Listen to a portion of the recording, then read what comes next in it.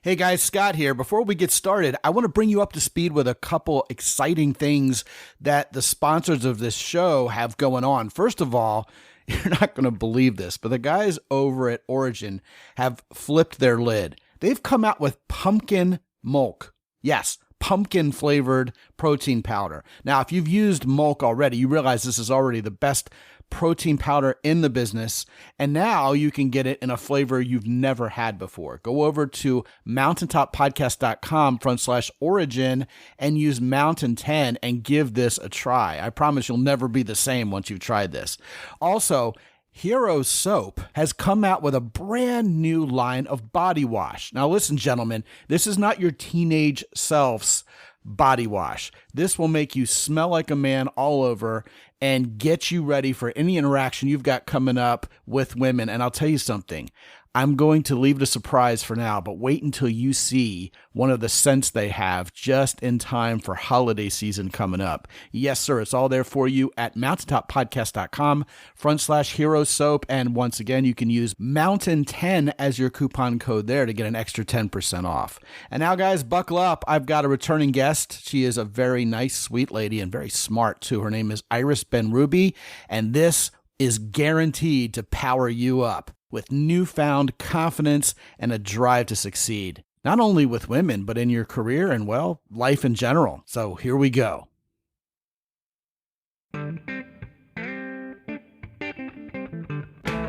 Live from the mist-enshrouded mountaintop fortress that is X and Y Communications headquarters, you're listening to the world-famous Mountaintop Podcast.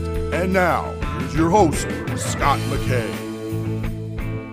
How's it going, gentlemen? Welcome to yet another episode of the world-famous Mountaintop Podcast. My name is Scott McKay, at Scott McKay on Twitter and Parler, Real Scott McKay on Instagram. You can find us on the web at mountaintoppodcast.com and on YouTube at Scott McKay. If you haven't joined the Facebook group, please drop everything, hit pause, go do that right now so I can approve you into the group of men who are high character and looking to get the greatest woman they've ever met into their life sooner rather than later. It's all there for you at mountaintoppodcast.com. With me today is a returning guest. I really like this lady. She's down to earth. She's super smart.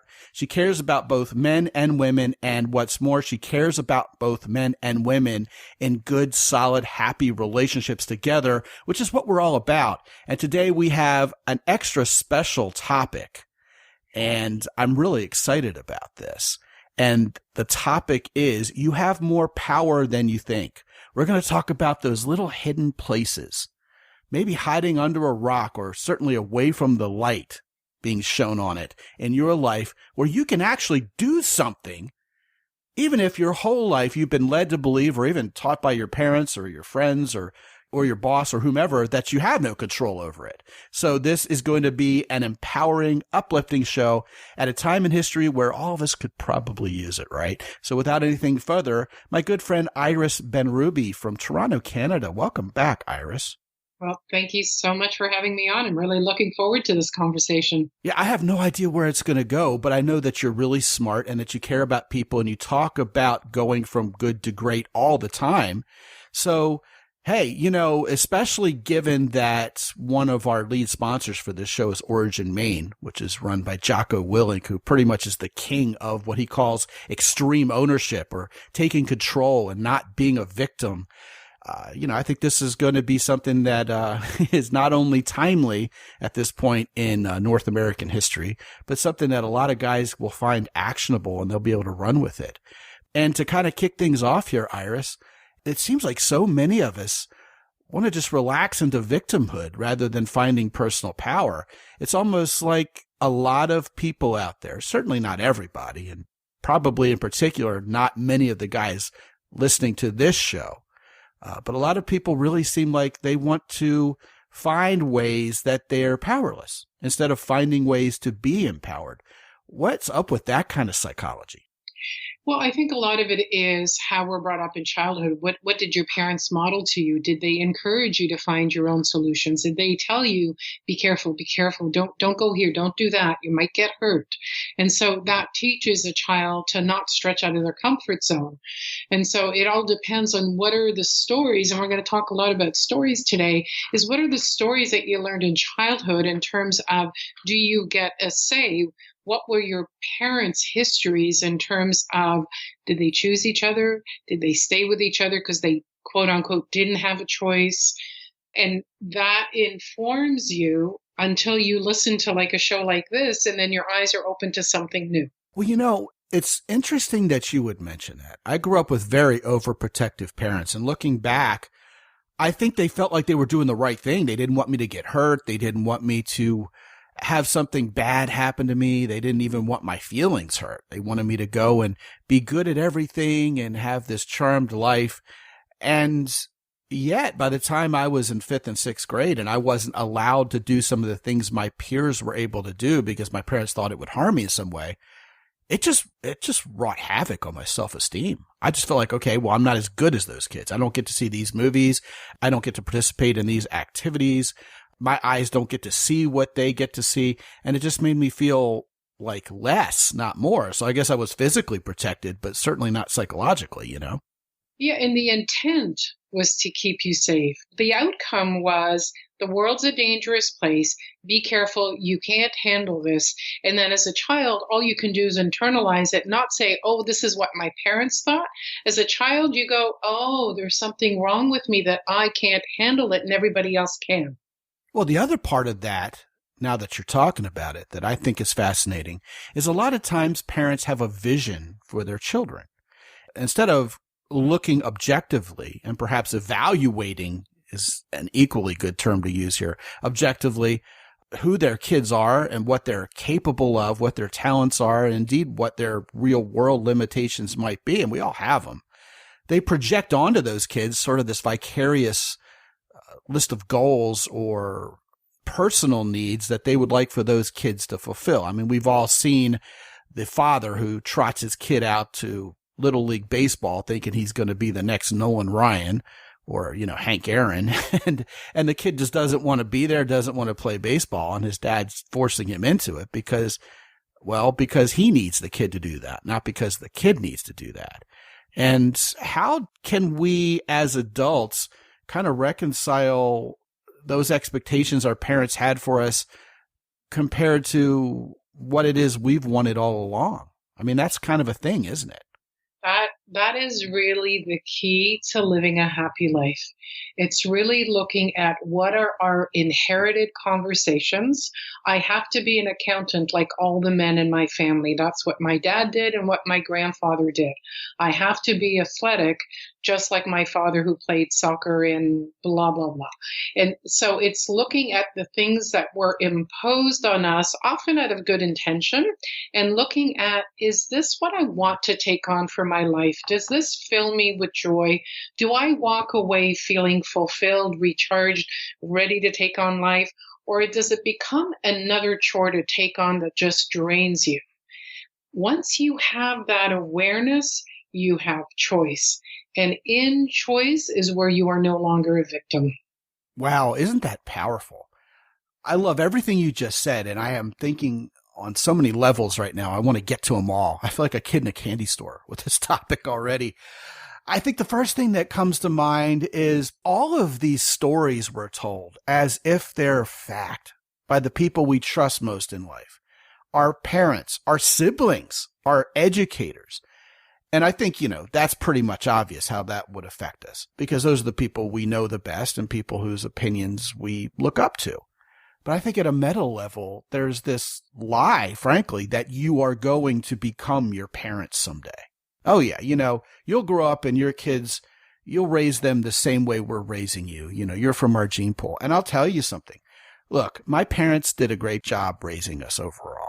They made mistakes, especially with me because I'm the oldest, right? That's part of the birth order thing. But I made it a point not to overprotect our children.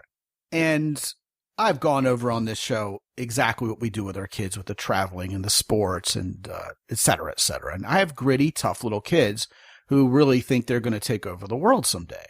Yet, I have people who fall under the helicopter parent category, right, who think we're nuts. Maybe even think we're abusive parents because we would do this. I mean, how dare you take your children to some, developing country where they may get food poisoning or something bad may happen. How dare you? It's like Greta Thunberg, right? How dare you strap a crash helmet onto a 5-year-old little girl who's not even in kindergarten yet and send her out there to do basically an extreme sport? We hear it. We have our own little echo chamber of parents who are like us, who encourage us and say, go, go, go. But there are differing opinions about all this. And yet the fact remains the same, doesn't it? We honestly do have a choice whether or not we're going to accept that narrative blindly or do something about it and go live our own life instead of, going to Yale Law School like my father and my grandfather did automatically. I mean, I've heard from guys. I've coached them who have Ivy degrees and they were like, I didn't even want this. Or they're doing something for a living that their family's been doing for 5 generations, or they took over the family business just because they were supposed to. And they wake up one day and go, I don't want to be here. It's like the old Talking Heads song. This is not my beautiful house. This is not my beautiful life, right?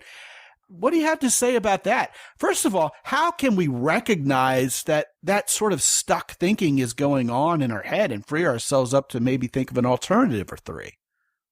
Yes, I'm going to give you a really easy shortcut to identify the things, the stories that you're tied to and may not be aware of. And when you're not aware of it, you don't have choice. So start to write down all the things that you can't do, be, have. I can't change careers. I can't be an extrovert. I should go home and mow the lawn. I should go pay my bills tonight. So all the can'ts and the shoulds are the stories that drive you. And they're stories that don't give you choice. Once you start to write them down, you want to start to challenge them. Is it true that I can't change careers just because I've got my MBA or just because I've put in 20 years into this career? It's about looking at the stories you tell yourself. Everything we do is based on the stories we tell ourselves. It's like you, Scott. You've told yourself a certain story around how you're going to bring your children up, and you live it, but you're doing it from a conscious place, from a choice. You knew that you were handed these stories from your parents. You looked at it and went, nope, not how I want to do it going forward. And there's one thing to be aware of. Often we either do exactly what our parents did or we do the exact opposite. In either of those, there's no choice. When we start to become aware and we look at it and go, this is what I want to do rather than this is what I would never do, then we have power. We can exercise choice.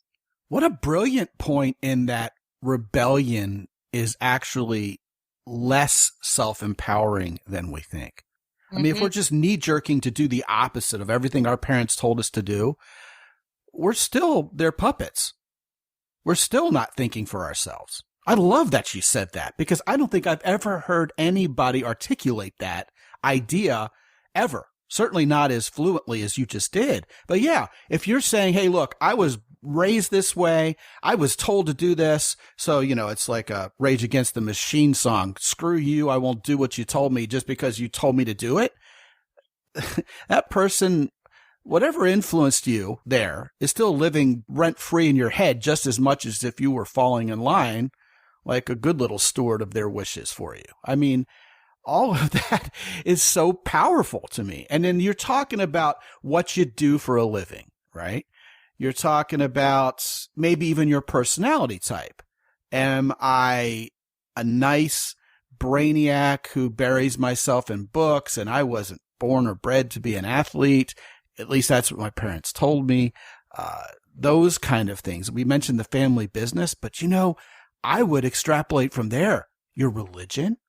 I've talked to so many guys who were raised in a certain faith and they just figured I'm not allowed to change what I believe. And then they walk around feeling like total hypocrites because they really don't believe what they're told they have to believe, yet they really don't know what else to believe because they've never explored it, because they've never been given the freedom to. And they dare not go back to their family lest they be shunned, you know? Actually, that's brilliant, because what this talks to is about the consequences.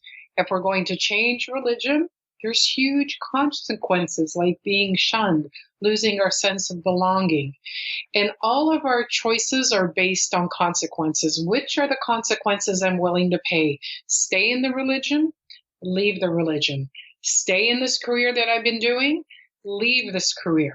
Stay the brainiac, develop my athletic abilities. But each of them has a consequence, and we make our decision based on the consequences we're willing to pay, because each one of them has consequences. Yes, absolutely. There are people in our lives who care about us.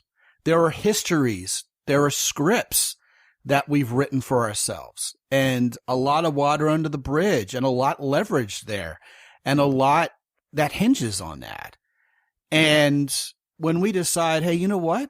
I don't feel like myself here. I feel like I'm living a lie. I feel like I've got to do something different.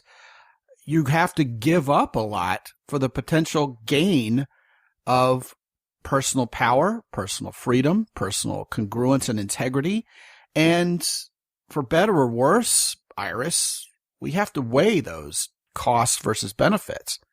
Kind of sad, but definitely true. It's a fact of life. Well, it's true about every decision we make or don't make. It's two sides of the coin.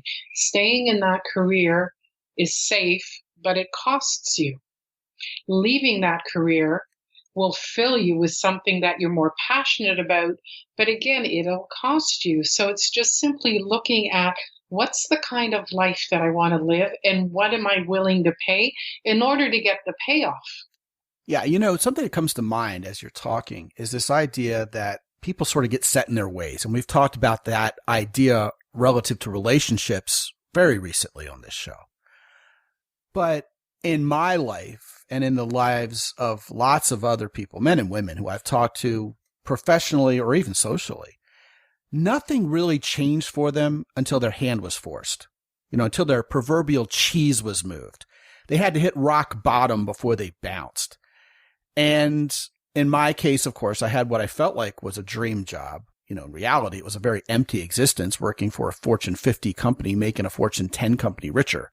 And yet it took me getting kicked to the curb, laid off from my dream job, and at the same time, having my crazy first wife divorce me and kick me to the curb, for me to have nothing left and to really be forced to do something different. And I tell guys all the time on this show and in real life that I wouldn't be here today living the dream with the right woman, doing what I really feel fulfilled by and feel like I'm leaving the world a better place by doing, had someone allowed me to continue in mediocrity. I just wouldn't have gotten around to changing. And your show is inviting your listeners to make that decision before they hit rock bottom. Yes. You know, I call that being unsettled. And interestingly enough, I did a group coaching program that I talked about on this show earlier in 2020. And I organized that and developed the concept for it before COVID hit. And after COVID hit, it became more important than ever because a lot of people got their cheese moved by this virus, whether they liked it or not. Some in tragic, devastating fashion, of course, but lots of guys lost their jobs. Lots of guys found they couldn't be social anymore. They couldn't do the things they loved that were out and about and with other people. And a lot of people were alone and didn't have any income anymore. And that's in a big way for a lot of people hitting rock bottom, even though they didn't really ever deserve it per se. And to make matters either better or worse, depending on your perspective, we're all going through this at the same time. It's a global phenomenon. So this idea of finding power where we feel like we've had it stripped away from us is a huge, huge deal for everybody. And I'm finding right now that depending on who you're hanging out with, you're either going to descend into the depths of self-pity and wallowing in powerlessness and victimhood, or you're going to find people who can support one another on this path back to greatness, right? You know, here's my thought on it, okay? I think you have two kinds of coronavirus people. People who have just the sky is falling. This is the worst time to be alive. Oh, woe is me, Chicken Little. And other people, guys especially, who go, I'm too macho for this. I'm not hurting at all. I'm just going to power through this. And then they don't engage in the self-care that they need to engage in to be as resilient as they should be through this. But that wasn't really my point as much as if you find the right people who are positive, we have a chance to build each other through this because there's certain camaraderie in the COVID-19 epic. And underneath that, Scott, there's really looking at, there's some things that we can't affect. We can't change the speed of traffic. We can't impact whether we lose our job, but what we can impact is how we react to it. Do we become a victim? Do we become hopeless? Do we become angry and reactive? Or do we take away from this, what did I learn? What are the skills that I have that came out of this? And how do I become a better person? How do I become what I call more resilient, have more skills, more tools in my toolbox as I move forward in my life, rather than feel like I'm going further down and getting stuck and have no power? Yeah, you betcha. And that whole idea of understanding who we really are, having that foundational sense of what I'm good at and what maybe I really wasn't born to do, what I call having sober judgment of self, is important because it helps you build your identity and helps you point your talents and your ambitions towards something that's going to be both profitable and enjoyable for you. And let's add meaningful to the mix there too, rather than just beating your head against the wall. And again, a great example of this kind of negative opposite control, if you will, someone would have over your life comes into play again here. Like if someone says, you can't do that, you're not good enough, you're not smart enough, you're not athletic enough, and your response based on your personality type is, yeah, well, you know what, I'm going to prove you wrong. And then you spend the next 10 years beating your head against the wall trying to do something that, frankly, the third party was correct about. You're not really cut out for this. It's something I see people do. And it's just a very prideful waste of life and lack of sober judgment, isn't it? Yeah, and on the flip side, I can tell you from my own experience, my mother used to tell me, Iris will turn the whole world upside down and she'll achieve what she wants. And for decades, I followed that. And anything that got in my way, I kept pushing and overcoming blocks, and I got to my goal. And it took me decades to realize that it's just a story that ran me.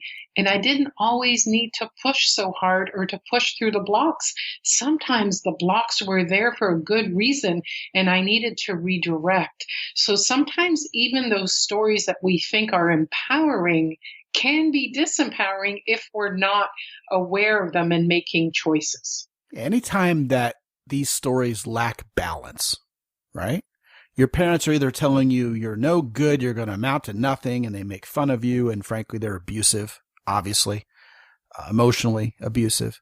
Yeah, okay, that kind of sticks out like a sore thumb, doesn't it? But when parents push, and you can never do enough, and you're never smart enough, and you're never talented enough, and if you get second place, you're the first loser, man, that wrecks a kid's psychology as well.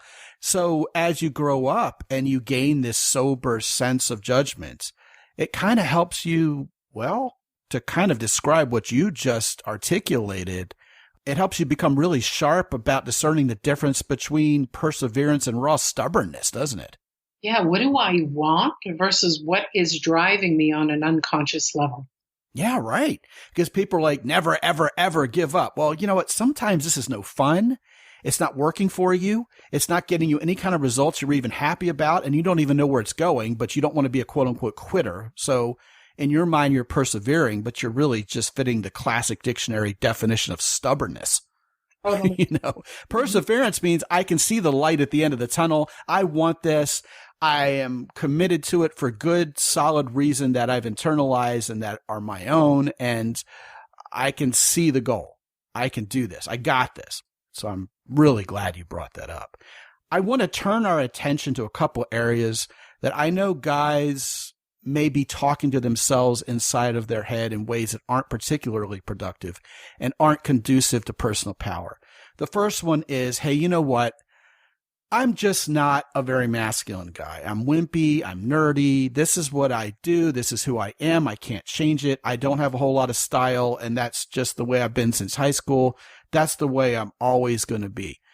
we have control over that. We have control over our levels of courage. We certainly have control over our personal style. We have control over just a wide spectrum of mindsets. And yet, sometimes guys default into, quote unquote, being set in their ways and saying, you know what, this is just who I am, and I guess I'm going to die this way. What do you have to say to that? Yeah, there's a couple things. There's two ways to look at it. One of them is to look at, is this how I want to be? Does this fulfill me? Am I passionate about the way I am? And if not, start to make some choices. Look at what are some alternatives and start to take little steps. The flip side to that is often when we feel we are too much of something or not enough of something, we feel like we're not good enough. And so what happens to our confidence is it starts to go down. And it's not attractive, not in terms of if you're going to apply for a job, if you're going to go on a date. It's really about getting who you are and what your gifts are. And sometimes nerdiness is a gift. Sometimes being a brainiac is a gift. Sometimes being athletic is a gift. It's simply choosing who do I want to be and feeling good about it. And that's what makes you attractive to the world. Now, it could be about romantic relationship, but it's also in terms of friendship. Look at the people you're attracted to. And I don't mean sexually. The people out there that are really attractive are the people that aren't cocky, but are confident about who they are and what they have to offer. Yeah, two things there jump to mind. First of all is the idea that so many of us think, if I were just some other way, if I just had some other skill set, some other set of gifts that other guys have that I don't, then I would be attractive. Then I would be successful. Whereas the guys who really own who they are, they understand who they are, they have a sober sense of self, right? And they're the best version of that they can be, the most authentic, excellent version of that real persona who they really are, that they can be. Those are the guys who just crush it out there at work, in their social circle, and indeed with women. And the other thing that goes along with that is my theory as to why most self-help operations that people undertake fail. And that surrounds the idea of authenticity. Being fake is one of the greatest social faux pas in the minds of most people here in North American or Western culture, if you will. Nobody wants to be someone they're not. Yet what you just alluded to is the idea that, who you authentically are isn't necessarily, who you are right now in terms of mindset and practice. It's really who you would like to be. Because if you're not doing what you want to do and you're not the person you want to be, who are we to tell you that you got to be stuck there? You can tell yourself, I'd really rather be more accomplished in this area. I'd rather change my mindset to be more confident. I'd rather be able to make decisions more quickly than I always have. And yet, we have to be intentional. We have to go through that whole Malcolm Gladwellian series of being unconsciously incompetent to realizing we suck to making an effort to do well, which feels really inauthentic when we're actively out there trying to change habits before we get to that coveted place of unconscious competence.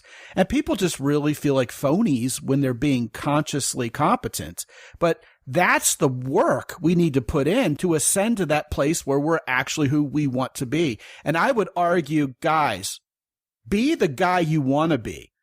Always push towards that man you picture yourself being, because at worst, that's equally authentic to who you are right now.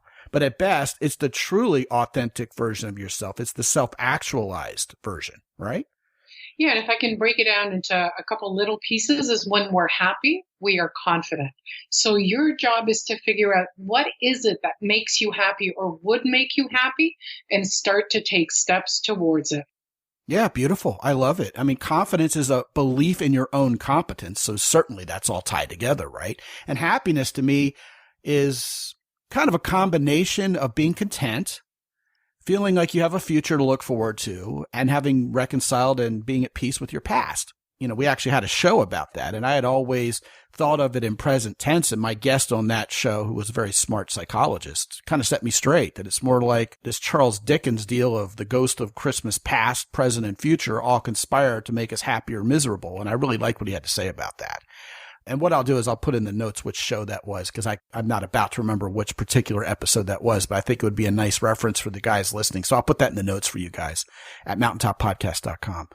Before we close, I'd be remiss if I didn't talk about how guys underestimate their power to get the right woman in their life. And I'll just tee up this conversation by mentioning this. A lot of guys feel like they have to settle for whatever woman chooses them.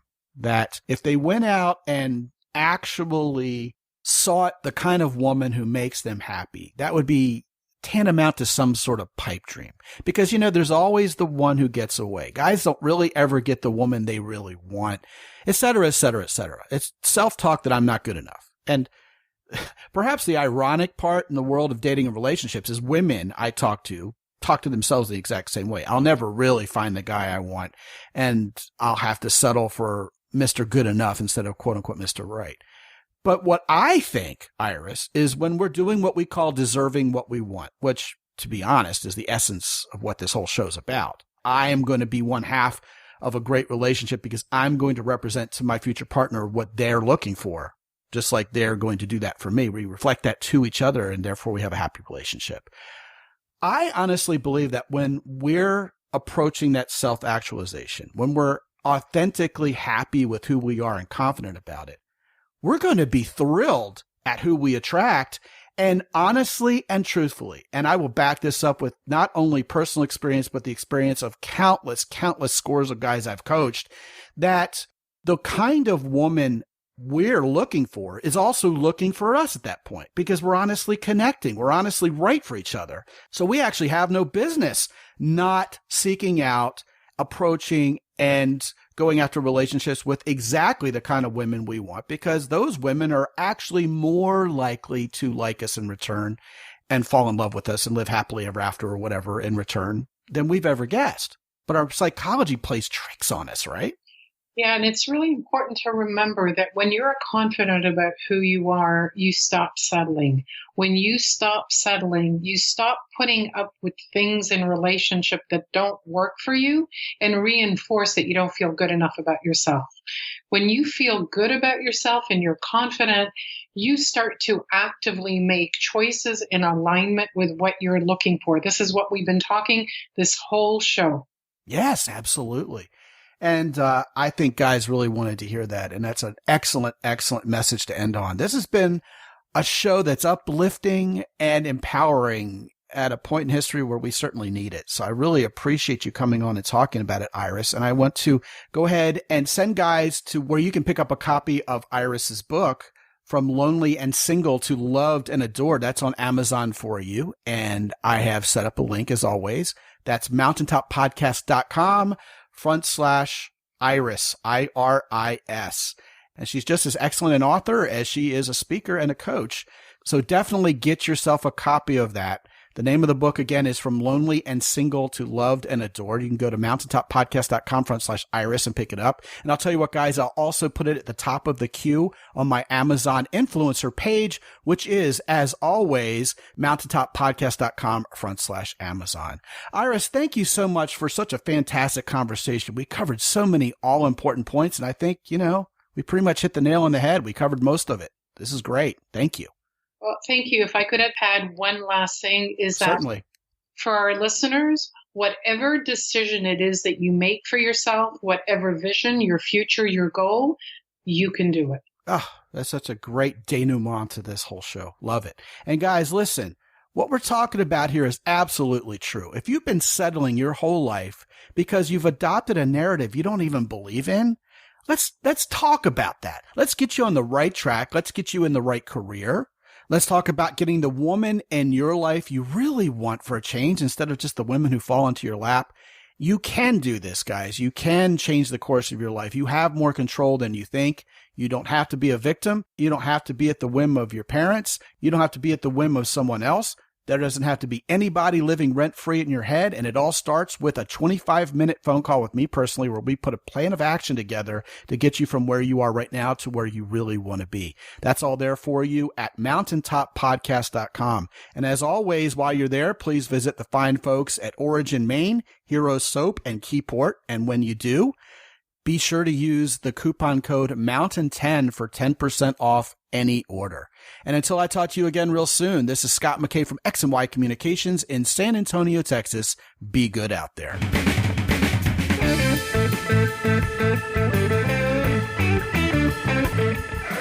The Mountaintop Podcast is produced by X&Y Communications. All rights reserved worldwide.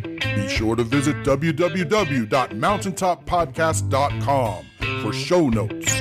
And while you're there, sign up for the free X&Y Communications newsletter for men. This is Ed Roy Odom speaking for the Mountaintop Podcast.